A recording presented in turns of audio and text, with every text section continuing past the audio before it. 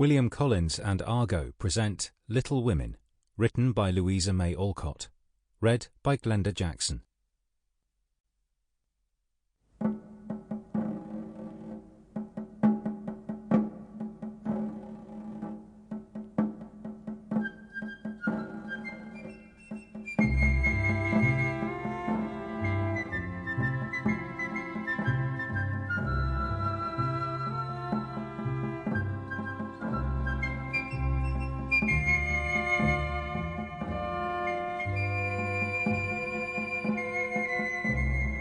Christmas won't be Christmas without any presents, grumbled Joe.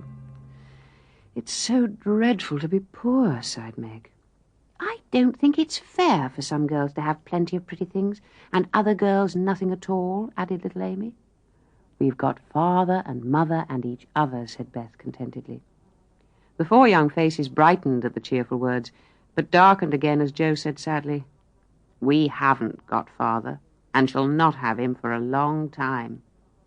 Nobody spoke for a minute. Then Meg said in an altered tone, You know, the reason Mother proposed not having any presents this Christmas was because it is going to be a hard winter for everyone, and she thinks we ought not to spend money for pleasure when our men are suffering so in the army. But I don't think the little we should spend would do any good. We've each got $1, and the army wouldn't be much help by our giving that. But I do want to buy the Romance of Undine and Sintram for myself, said Joe, who was a bookworm. I plan to spend mine on new music, said Beth with a little sigh. I shall get a nice box of Faber's drawing pencils. I really need them, said Amy decidedly. Mother didn't say anything about our money, said Joe, and she won't wish us to give up everything. Let's each buy what we want and have a little fun. I'm sure we work hard enough to earn it. I know I do. Teaching those tiresome king children nearly all day when I'm longing to enjoy myself at home, Meg complained.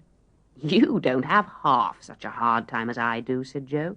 Shut up for hours with a nervous, fussy old lady who worries you till you're ready to fly out of the window or cry. I think washing dishes and keeping things tidy is the worst work in the world. My hands get so stiff I can't practice the piano well at all, said Beth. I don't believe any of you suffer as I do, cried Amy, for you don't have to go to school with impertinent girls who plague you if you don't know your lessons, and laugh at your dresses, and your father if he isn't rich. Don't peck at one another, children, said Meg. Don't you wish we had the money Papa lost when we were little, Joe? Dear me, how happy and good we'd be if we had no worries. But I think we are happier than many others. Though we do have to work, we make fun for ourselves, and are a pretty jolly set, as Joe would say. Oh, Joe does use such slang words, observed Amy. Joe immediately sat up, put her hands in her pockets, and began to whistle. Don't, Joe, it's so boyish. That's why I do it. I detest rude, unladylike girls. I hate affected, niminy-piminy chits. Birds in their little nests agree, cried Beth, with such a funny face that both sharp voices softened to a laugh, and the pecking ended for that time. Like many other families throughout America during the dark days of the Civil War, the four March sisters were getting ready for Christmas in the absence of their father. Margaret was 16 and very pretty, with large eyes, plenty of soft brown hair, a sweet mouth, and white hands of which she was rather vain. 15-year-old Jo was very tall, thin, and brown. She had a decided mouth, a comical nose, and sharp grey eyes, which appeared to see everything, and were by turns fierce, funny, or thoughtful. She was round-shouldered, had big hands and feet, a flyaway look to her clothes, and the uncomfortable appearance of a girl who was rapidly shooting up into a woman and didn't like it.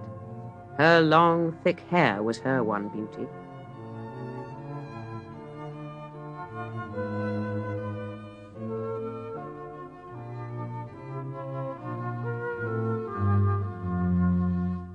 Elizabeth, or Beth, as everyone called her, was a rosy, smooth-haired, bright-eyed girl of 13, with a shy manner, a timid voice, and a peaceful expression which was seldom disturbed, for she seemed to live in a happy world of her own.